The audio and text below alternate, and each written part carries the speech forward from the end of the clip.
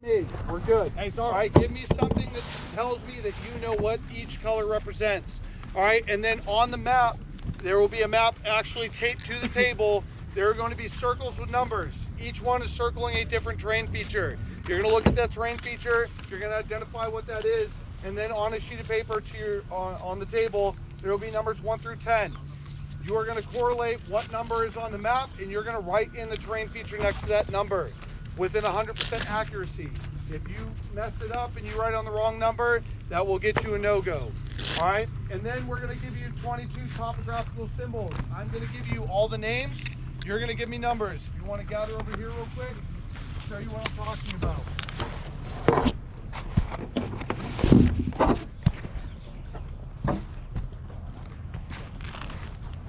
This map over here, this whole board will never change. This is going to stay the exact same way.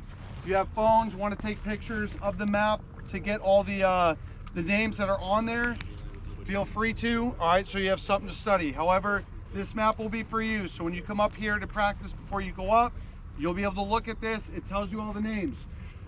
22 topographic symbols seems like it's going to be a lot. It seems like it will be a lot to remember 22. When you look at it, almost all of them have the names on the paper. All right, so you have a series name, your scale, you have a sheet name, you have an addition number. Your addition number says addition. It says addition right there. All right, series number, it says series. Your sheet number, it says sheet. All right, move down. You have your imprint symbol. All right, it's the only one that's going to be its own symbol that you'll clearly be able to identify. All right, preparation note, it says prepared by. Okay, that's your preparation note. Your printing note, it says printed. All right, so that's how you know which one is which.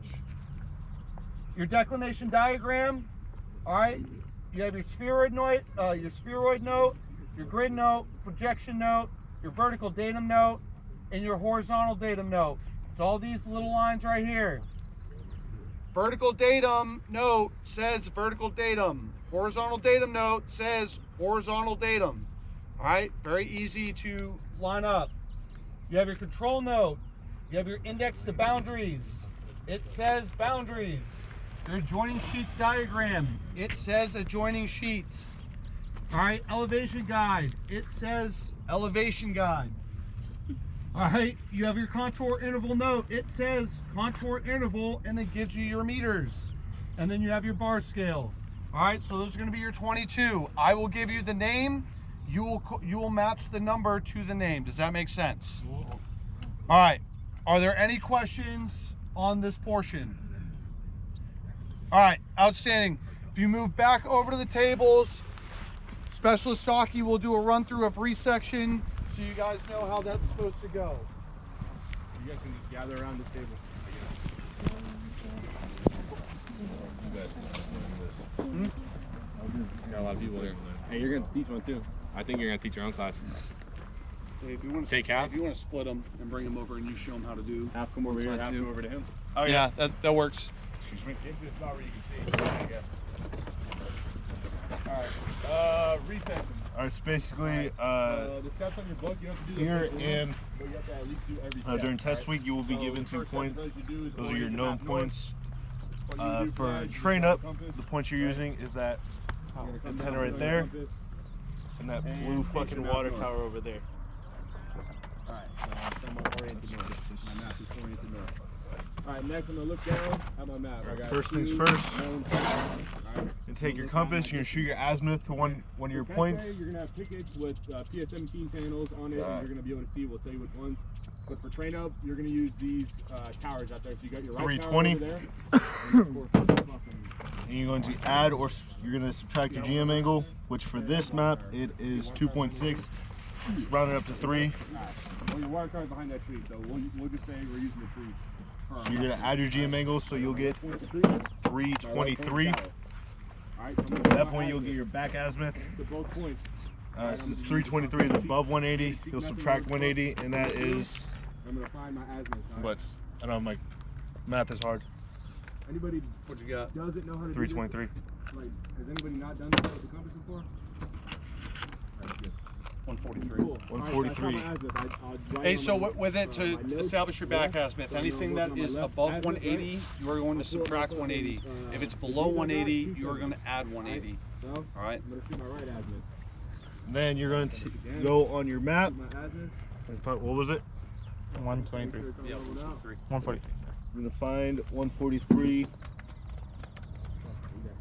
on your protractor. 310. Alright, next step. Alright, you got your GM angle. Alright, so you have your fucking notes on the bottom. 2.6 GM angle. Alright, it says You're magnetic. going to draw your You're line. going to add. Alright, so we're going to add GM angles to both of these numbers. The maps you're going to have come actual test week has a margin on the side where you're going to be able to do all your math off on the side. Alright, next you got to add Clear or all that subtract off when you're 180. done. So we're over 180 on both of these. So next thing I'm going to do is I'm going to subtract 180 on both. And there is your first azimuth, and you're going to repeat the steps for your second point. Do some fucking quick math. 11. I got 113.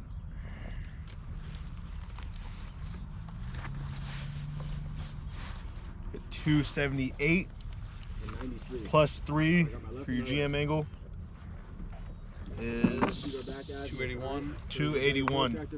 Minus 180 is 101. Place it over So my what? left point. 101. 101. Center. Alright, whoever doesn't know, place the center right on the point. Go back to your map, find 101. Got lines in the middle to help you. Alright, once you get this centered on, you're going to look at your degrees. I got 93 to work with. I'm going to come over here. Put a little dot at 93. And draw your line. And then where the lines intersect is where you are. Got a dot for 93. I'm going to draw my line. So we're just going to put this. We're going to do the same thing for the right point. That.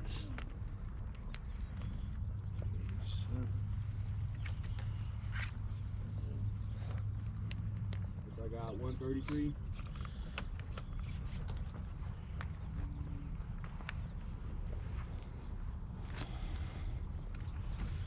Draw my line again.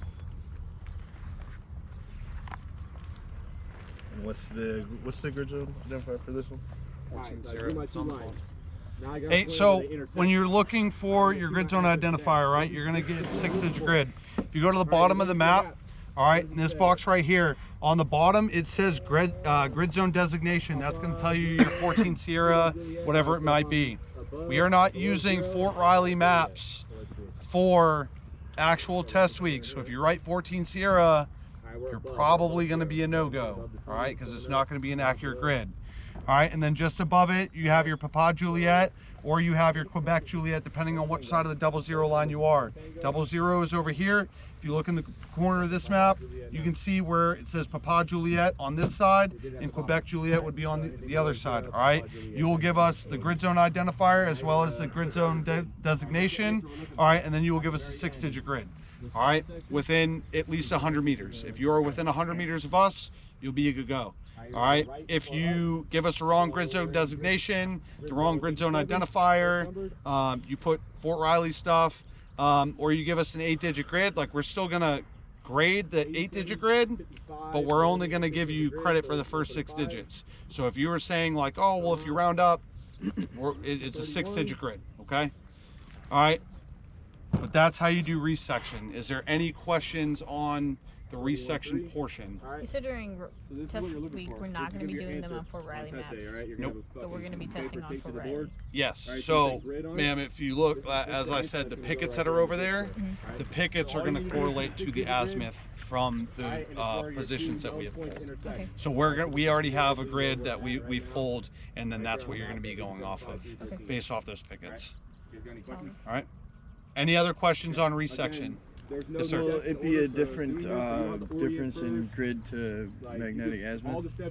The GM angle Yeah. will be different. Yes. All right. So don't get 3 stuck in your head. I won't tell you what it is, but it's a lot more than 3. All right. And like I said, with the maps that we will be using, there's a margin off to the side where you can do all your math, everything like that, and be able to go from there. Any more questions on this? All right. From here, This is on you guys. There are 3 maps up here. All right, go ahead.